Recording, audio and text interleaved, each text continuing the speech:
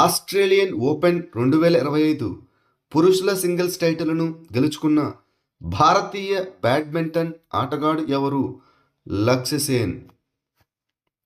బ్యాడ్మింటన్లో భారత షట్లర్ అయిన లక్ష్య సేన్ సిడ్నీలో జరిగిన ఆస్ట్రేలియన్ ఓపెన్ 2025 పురుషుల సింగిల్స్ టైటిల్ను గెలుచుకున్నాడు. ఇది అతని మొదటి టైటిల్. అతను ఫైనల్లో 26వ ర్యాంకులో ఉన్న జపాన్ ఆటగాడు యూషి తనకాను 21-15, 21-11 తేడాతో ఓడించాడు. లక్ష్య సేన్ 2021 ప్రపంచ ఛాంపియన్షిప్ కాంస్య పతక విజేత. జోహెన్స్బర్గ్ దక్షిణాఫ్రికాలో జరిగిన G20 సమ్మిట్ 2025 యొక్క థీమ్ ఏమిటి?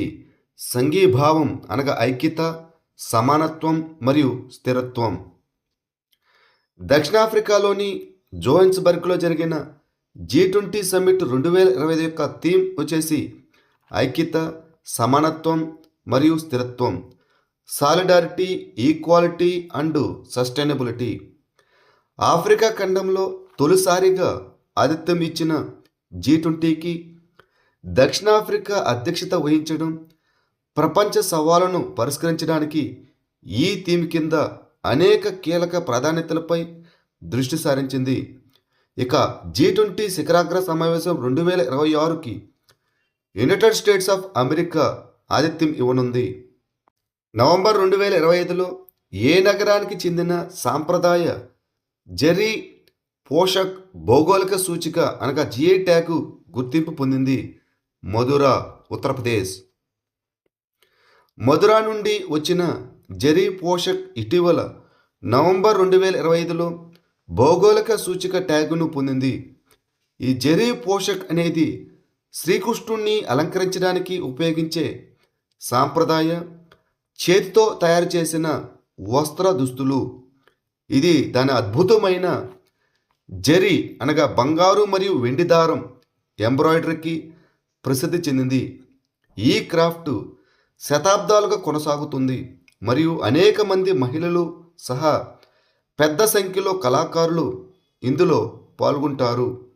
ఢిల్లీలో 262 కోట్ల విలువైన 328 కిలోల మెథాంఫెటమైన్ను స్వాధీనం చేసుకున్న ఆపరేషన్ పేరు ఏమిటి? Operation crystal fortress. ఇటీవల నార్కోటిక్స్ కంట్రోల్ బ్యూరో NCB మరియు ఢిల్లీ పోలీసుల సంయుక్త బృందం ఆపరేషన్ క్రిస్టల్ ఫోర్ట్రెస్ కింద ఢిల్లీలోని ఛతర్పూర్లోని ఒక ఇంటి నుండి 262 కోట్ల విలువైన 328 కిలోల అధిక నాణ్యత మెథాంఫెటమైన్ను రికార్డు స్థాయిలో స్వాధీనం చేసుకున్నారు. నవంబర్ 2025లో సైబర్ సంబంధిత నేరాలను అరికట్టడానికి 48 గంటల నిడివి గల సైహాక్ ఆపరేషన్ను ప్రారంభించిన నగరం ఏది? ఢిల్లీ. ఇటీవల ఢిల్లీ పోలీసులు దేశ రాజధాని అంతటా పెరుగుతున్న సైబర్ సంబంధిత నేరాలను అరికట్టడానికి 48 గంటల పాటు సైహాక్ ఆపరేషన్ను నిర్వహించారు. 1000 మందికి పైగా అరెస్టు చేయబడ్డారు, అదేవిధంగా నిర్బంధించబడ్డారు. వీరిలో 877 మందిని అధికారికంగా అదుపులోకి తీసుకున్నారు మరియు 509 మందిని సైబర్ నేరాలకు సంబంధించి నోటీసులు జారీ చేశారు. ఢిల్లీ మరియు భారతదేశం అంతటా పనిచేస్తున్న ఆన్లైన్ మోసం సిండికేట్ల వెన్నెముకను విచ్ఛిన్నం చేయడమే ఈ ఆపరేషన్ యొక్క లక్ష్యం. కర్కాటక రేఖను 2 సార్లు చీల్చే ఏకైక భారతీయ నది ఏది? మహీ నది. ఇటీవల రాజస్థాన్లో యు ఆకారపు కారణంగా మహీ నది 2 సార్లు కర్కాటక రేఖను ప్రత్యేకంగా దాటుతుంది కాబట్టి ఇది దృష్టిని ఆకర్షించింది. మహీ నది భారతదేశంలో పశ్చిమానికి ప్రవహించే ప్రధాన అంతర్రాష్ట్ర నది. దాని విస్తారత కారణంగా మహీసాగర్ అని కూడా పిలుస్తారు. ఇది మధ్యప్రదేశ్, రాజస్థాన్ మరియు గుజరాత్ గుండా ప్రవహిస్తుంది. ఇది మధ్యప్రదేశ్లోని వింధ్య పర్వత శ్రేణి యొక్క ఉత్తర వాలుపై సగటు సముద్ర మట్టానికి దాదాపు 500 మీటర్ల ఎత్తులో ఉద్భవించింది. సంగై పండుగను ఏ రాష్ట్రంలో జరుపుకుంటారు? మణిపూర్. సంగై ఉత్సవాన్ని మణిపూర్లో ఏటా జరుపుకుంటారు. దీనికి మణిపూర్ రాష్ట్ర జంతువైన సంగై పేరు పెట్టారు. ఈ ఉత్సవం మణిపూర్ యొక్క గొప్ప సాంస్కృతిక వారసత్వం మరియు స్వదేశీ సంప్రదాయాలను ప్రదర్శించడం లక్ష్యంగా పెట్టుకుంది. శాస్త్రీయ నృత్య రూపమైన రాసలీల ఈ ఉత్సవం యొక్క ప్రధాన ఆకర్షణ. 2025 యొక్క థీమ్ వచ్చేసి పువ్వులు సామరస్యాన్ని పీల్చే చోట, అనగా వేర్ బ్లోసమ్స్ బ్రీత్ హార్మనీ. ఇటీవల ఏ దేశాన్ని ఉష్ణమండల తుఫాను ఫెనా దెబ్బతీసింది? ఆస్ట్రేలియా. ఇటీవల ఆస్ట్రేలియాలోని ఉత్తర ప్రాంతాన్ని 3వ కేటగిరీ తుఫానుగా ఫెనా తుఫాన్ తాకింది. దీని వలన గంటకు 205 కిలోమీటర్ల వేగంతో గాలి వీచింది మరియు డార్విన్పై తీవ్ర ప్రభావం చూపింది. దాదాపు 19,000 మంది నివాసితులు విద్యుత్తును కోల్పోయారు. ఆస్తి నష్టం కలిగింది మరియు రోడ్లు జలమయం అయ్యాయి. అయితే ఎటువంటి గాయాలు సంభవించలేదు. తీర భద్రత వ్యాయామం అయిన సాగర్ కవచ్ 0-25 ఏ రాష్ట్రాల్లో జరిగింది? మహారాష్ట్ర మరియు Goa. Indian Coast guard Maharashtra మరియు గోవా తీర ప్రాంతంలో 19-20 నవంబర్ 2025 వరకు తీర భద్రతా వ్యాయామం సాగర్ కవచ్ 0-25 నిర్వహించింది. ఇది సముద్ర భద్రతా ముప్పులను మరియు తీర ప్రాంత ఆస్తులను లక్ష్యంగా చేసుకునే యాంటీ నేషనల్ ఎలిమెంట్స్ను ఎదుర్కోవడానికి అధిక ఇంటర్ ఏజెన్సీ సమన్వయం, కార్యాచరణ సంసిద్ధత మరియు బలమైన సామర్థ్యాలను ప్రదర్శించింది. హార్న్బిల్ ఫెస్టివల్ 2025 కోసం స్విట్జర్లాండ్ మరియు ఐర్లాండ్లను భాగస్వామ్య దేశాలుగా ఏ రాష్ట్రంలో ఎంపిక చేశారు? నాగాలాండ్. హార్న్బిల్ ఫెస్టివల్ 2025 కోసం స్విట్జర్లాండ్ మరియు ఐర్లాండ్ భాగస్వామ్య దేశాలుగా నాగాలాండ్ రాష్ట్రంలో ఎంపిక చేశారు. పండుగల పండుగ అని పిలువబడే హార్న్బిల్ ఫెస్టివల్ డిసెంబర్ 1 నుండి 10 వరకు నాగాలాండ్ రాజధాని కోహిమా సమీపంలోని కిసామా హెరిటేజ్ విలేజ్లో జరిగే వార్షిక కార్యక్రమం. 2025 ఎడిషన్ కోసం నాగాలాండ్ బహుళ అంతర్జాతీయ భాగస్వాములను హోస్ట్ చేస్తుంది. Austria, Malta, France, United Kingdom వంటి దేశాలు కూడా ఉన్నాయి. ఒమన్ యొక్క మొట్టమొదటి కమ్యూనికేషన్ ఉపగ్రహం ఒమన్ శాట్-1 ఏ ఏరోస్పేస్ కంపెనీ భాగస్వామ్యంతో అభివృద్ధి చేయబడింది? Airbus defence and space.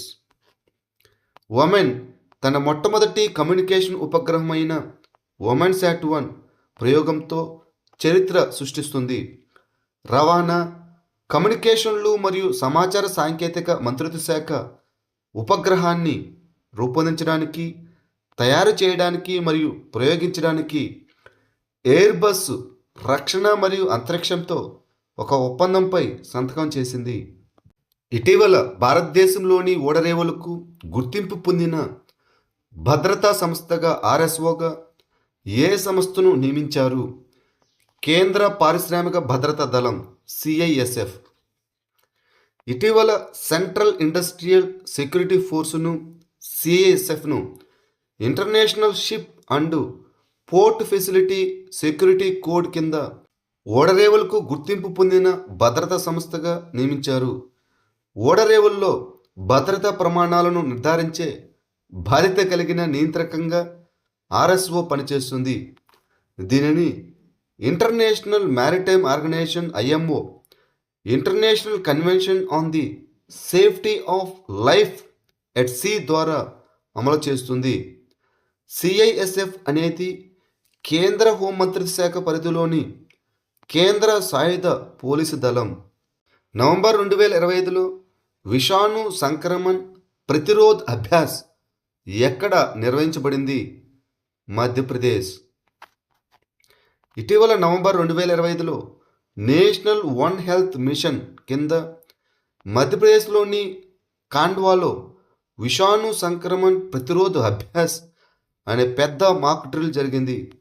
ఈ డ్రిల్ జునోటిక్ వ్యాధి వ్యాప్తికి వ్యతిరేకంగా భారతదేశం యొక్క మహమ్మారి సంసిద్ధత మరియు ఇంటర్ సెక్టోరల్ సమన్వయాన్ని పరీక్షించింది. భోరందేవ్ వన్యప్రాణుల అభయారణ్యం ఏ రాష్ట్రంలో ఉంది? ఛత్తీస్గఢ్. ఇటీవల ఛత్తీస్గఢ్లోని కవార్దులోని భోరాందేవ్ అభయారణ్యంలోని చిల్ఫీ తూర్పు శ్రేణిలో వేటగాళ్ళు 2 అడవి దున్నలను చంపారు. ఇది వన్యప్రాణుల రక్షణపై తీవ్ర ఆందోళనను రేకెత్తించింది. భోరందేవ్ వన్యప్రాణుల అభయారణ్యం ఛత్తీస్గఢ్లోని కవార్ద్ జిల్లాలో ఉంది. దీనిని 2001లో అభయారణ్యంగా ప్రకటించారు. ఇది సాత్పురా కొండల్లోని మైకాలా శ్రేణిలో ఉంది. ఇది మధ్యప్రదేశ్లోని కన్హా జాతీయ ఉద్యానవనాన్ని ఛత్తీస్గఢ్లోని అచన్కమర్ వన్యప్రాణుల అభయారణ్యంతో అనుసంధానించే కన్హా అచన్కమర్ కారిడార్లో భాగం. జాయింట్ క్రెడిటింగ్ మెకానిజం జేసీఎం అనేది ఏ దేశం ప్రారంభించిన ద్వైపాక్షిక ఇనిషియేటివ్? జపాన్. 11వ జాయింట్ క్రెడిటింగ్ మెకానిజంను మొదట జపాన్ ప్రభుత్వం ప్రతిపాదించింది మరియు అధికారికంగా 2013లో ప్రారంభించబడింది. భాగస్వామి దేశాల్లో స్థిరమైన అభివృద్ధికి మద్దతివ్వడానికి జపనీస్ సంస్థల పెట్టుబడి ద్వారా అధునాతన డీకార్బనైజేషన్ టెక్నాలజీలు మరియు మౌలిక సదుపాయాలను వ్యాప్తి చేయడం దీని యొక్క లక్ష్యం. ఇది వాతావరణ మార్పుపై ఐక్యరాజ్యసమితి ఫ్రేమ్వర్క్ కన్వెన్షన్ కింద పనిచేస్తుంది. ఈ జేసీఎం యొక్క 31 భాగస్వామ్య దేశాల్లో భారతదేశం కూడా ఒకటి.